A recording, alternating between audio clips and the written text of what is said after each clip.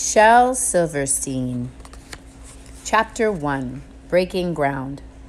Shel Silverstein surprised the children's publishing world in 1964.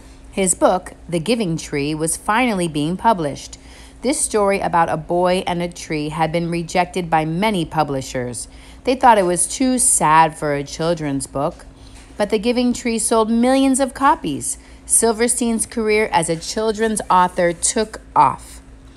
If you're behind the times, then they won't notice you. If you're right in tune with them, they won't care too much for you. Be just a little ahead of them.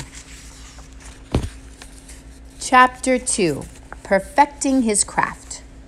Sheldon Allen Silverstein's birth date is a mystery. Some sources say he was born September 25th, 1930.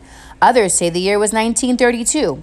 Either way, he was born in Chicago, Illinois as a child. Shel dreamed of playing baseball for the Chicago White Sox, but he was not a very good athlete. Instead, he turned to drawing. He studied art at 2 colleges in Chicago. Silverstein was drafted into the U.S. Army in 1953. While overseas, he worked for a military newspaper. Silverstein often drew cartoons for the newspaper that poked fun at his superiors. Sometimes the cartoons got him into some trouble, but no matter what others thought, Silverstein insisted on staying true to himself. Even when Silverstein was a famous author, not everyone liked his work, but Silverstein ignored his critics. I think that if you're a creative person, you should do your work and not care about how it's received, Silverstein said. After Silverstein left the Army, he became a cartoonist for newspapers and magazines. He also began writing and recording music.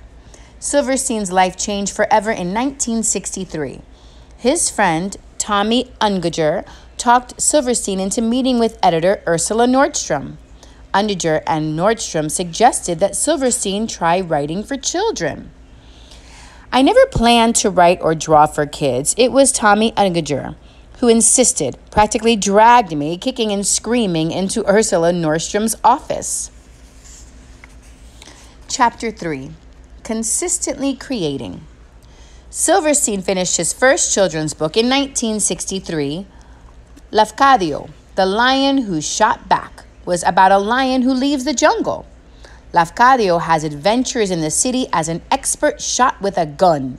While writing the story, Silverstein was not sure children's books were right for him, but Nordstrom believed in him. She worked with Silverstein to make his writing easier for children to read. It turned out that children's books were perfect for Silverstein's writing and drawing talents. He published 4 more children's books in 1964. 3 were picture books. Who Wants a Cheap Rhinoceros by Uncle Shelby came first. The Giving Tree and Uncle Shelby's a Giraffe and a Half soon followed. Uncle Shelby's Zoo, Don't Bump the Glump, was Silverstein's first collection of poems. Silverstein's name is now famous, but many of his children's books were published under the name Uncle Shelby. Silverstein did not want to appear as a strict parent or teacher. Instead, he wanted readers to see him as a fun-loving uncle. Silverstein wrote other poetry collections. One was called Where the Sidewalk Ends in 1974. The book's illustrations and funny rhymes were an instant hit with young readers. Silverstein gained even more fans in 1981 with A Light in the Attic. This book also had silly poems. It became the first children's book to make the New York Times bestseller list. I would hope that people, no matter what age, would find something to identify within my books, said Shel Silverstein. Silverstein was best known for his children's books, but he worked mostly as a cartoonist, songwriter, and playwright later in his life.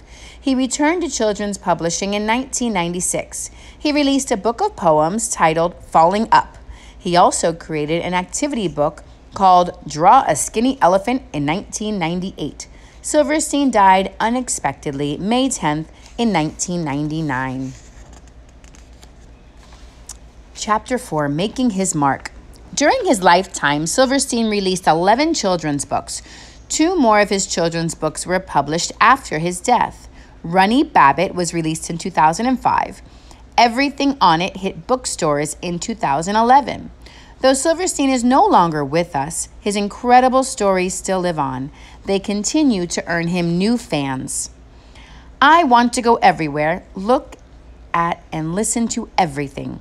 You can go crazy with some of the wonderful stuff there is in life, said Shel Silverstein. Thank you very much, Mr. Silverstein, for all your amazing work.